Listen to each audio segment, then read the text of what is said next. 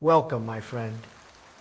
The storm rages outside, but here, in the quiet of this story, I invite you to find peace. Let the sound of the rain and the distant thunder guide you as you drift into a place of calm. This story is my gift to you, a gentle companion for a night of restful sleep. Relax, let go of the day, and let the story carry you into dreams.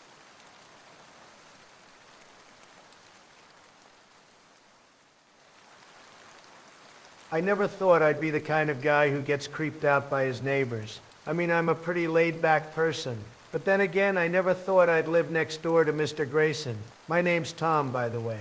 I'm a college student, and I just moved into this cheap apartment in a quiet suburban neighborhood.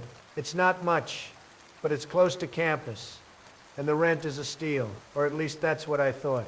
Mr. Grayson is my next-door neighbor. He's an elderly man, probably in his 70s, with thinning gray hair and a permanent smile that doesn't quite reach his eyes. He's friendly enough, always waving when I see him outside, offering to help with my groceries, that kind of thing. But there's something off about him.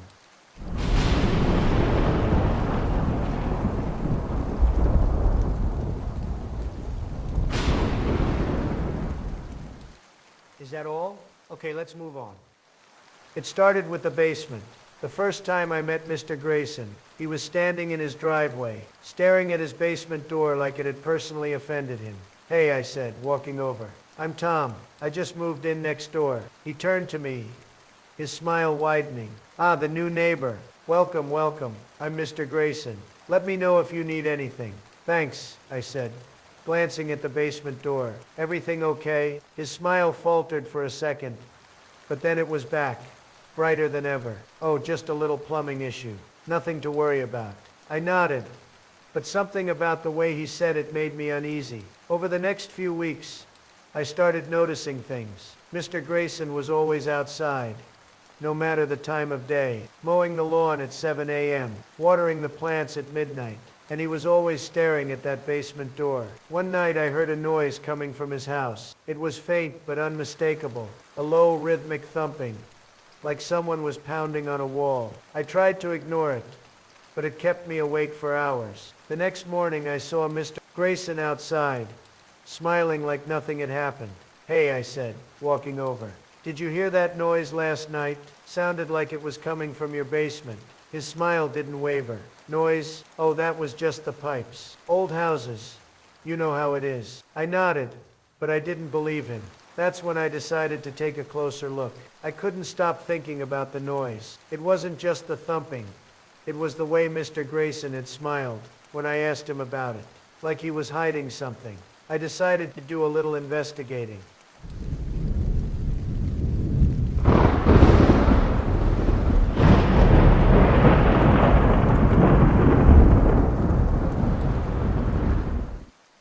Okay, let's continue.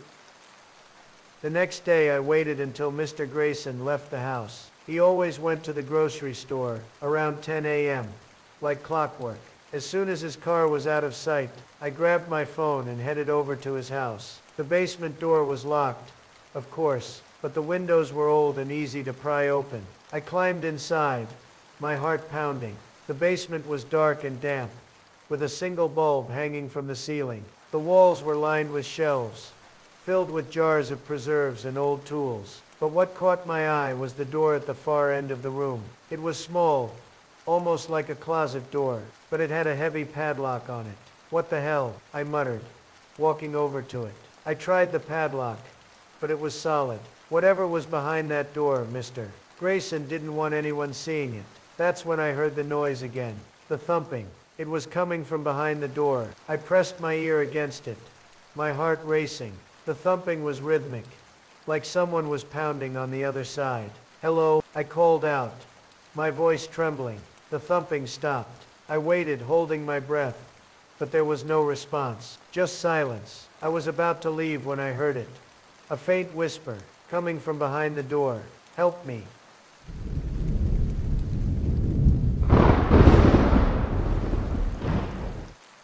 Now I can continue the story. Go on to the story. I stumbled back, my heart pounding. "Who's there?"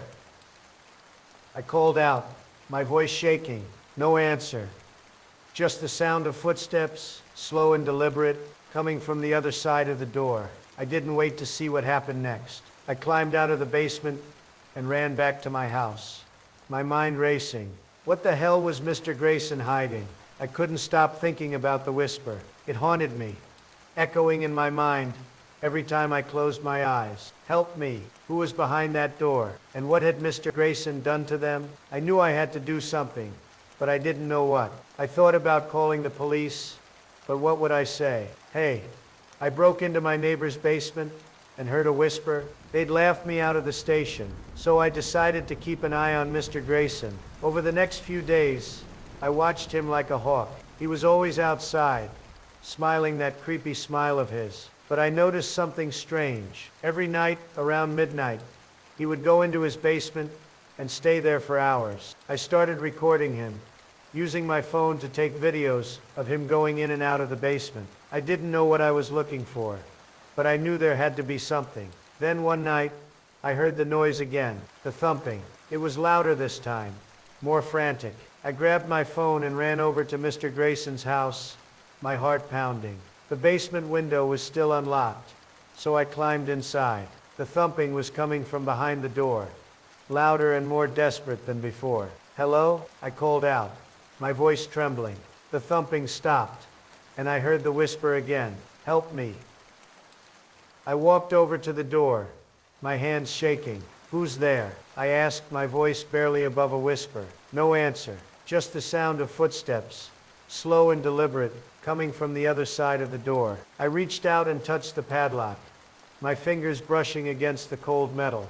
That's when I heard it, a voice low and guttural, coming from behind me. What are you doing here? I spun around, my heart pounding. Mr. Grayson was standing at the top of the stairs, his smile gone, his eyes cold and hard. I heard a noise.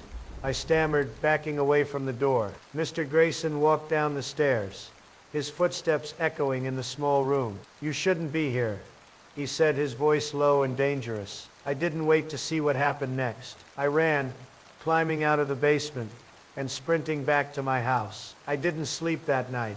I just sat in my living room, staring at the wall, my mind racing. What the hell was going on? I couldn't stay in my house any longer. The whispers,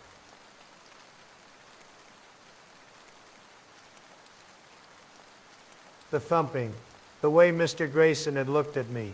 It was too much. I had to know what was behind that door. I waited until the middle of the night, when the neighborhood was quiet and the streets were empty. I grabbed a flashlight and a crowbar from my garage and headed over to Mr. Grayson's house. The basement window was still unlocked. I climbed inside, my heart pounding in my chest. The basement was dark, the single bulb flickering weakly. The thumping was louder now, more frantic. It was coming from behind the door. Hello? I called out, my voice trembling. The thumping stopped, and I heard the whisper again. Help me. I walked over to the door, my hands shaking as I gripped the crowbar. I'm here, I said, my voice barely above a whisper. I'm going to get you out. I wedged the crowbar into the padlock and pulled with all my strength. The lock snapped, and the door creaked open. Inside was a small room, barely big enough to stand in. The walls were covered in scratches, like someone had been trying to claw their way out. And in the corner, huddled on the floor, was a person. They were thin, their clothes ragged and dirty. Their face was hidden in the shadows, but I could see their eyes, wide and terrified. Who are you? I asked, my voice shaking. The person looked up, and my blood ran cold. It was Mr. Grayson, but not the Mr. Grayson I knew. This man was younger,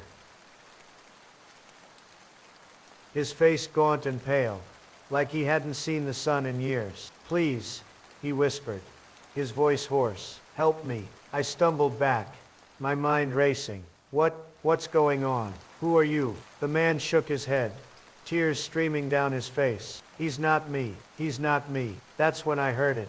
A voice low and guttural, coming from behind me. You shouldn't have come back. I spun around, and there he was, Mr. Grayson, or at least the man who looked like Mr. Grayson, but his smile was gone, replaced by a cold, hard stare. His eyes glowed faintly in the darkness, like two pinpricks of light. "What the hell are you?" I whispered, my voice trembling. The man, or whatever he was, tilted his head, like he was studying me. "I'm the real Mr. Grayson," he said, his voice low and dangerous. "And you've just made a very big mistake." I didn't wait to see what happened next. I grabbed the man in the corner and ran, dragging him out of the basement and into the night. We didn't stop until we reached the police station. I don't know what happened that night. I don't know who or what that thing was. But I do know this. Sometimes the people we think we know are hiding something terrible. So if you ever hear whispers in the night, or see something that doesn't add up, don't ignore it. Trust me, it's better to know the truth.